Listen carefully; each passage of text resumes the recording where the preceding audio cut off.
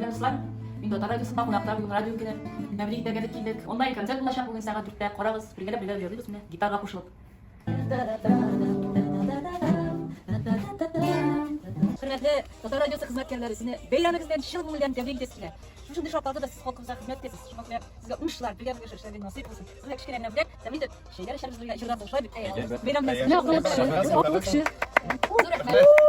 Turganlar, düşmanlaşmağız tuğanlar, hatta kurşuda turganlar.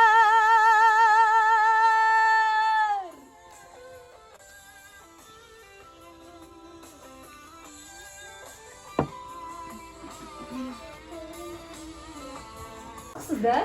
Siz Asin, benim gitarist, min soldağım, ifirde. Ne, gailesi bilen kelgen, kichkinegine bizning Disna bilen.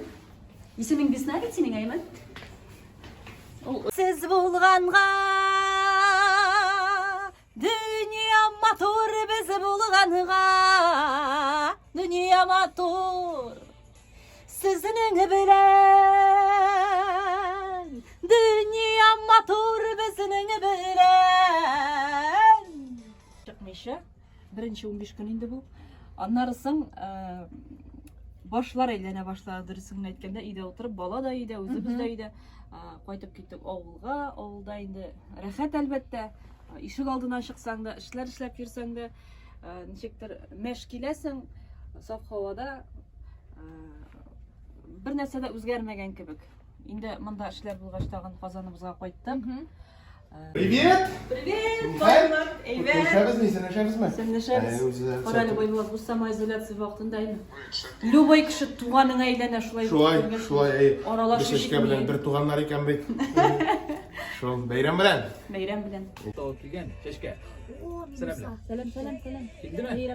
Hazır inde zinhar anlat mine. Күңелеңнән җибәр еракка, газапламас өчен бер-беребезне. Нинди әмер бирин, йөрәгемә ни сыза, дигәннәрем турында уйласам. Син кайда, кабахат, йөрисең эзләп рәхәт, онытқансың ахырысы син мине. Hep beni hislerge şumup, yalgızımı yatam tuğup, yara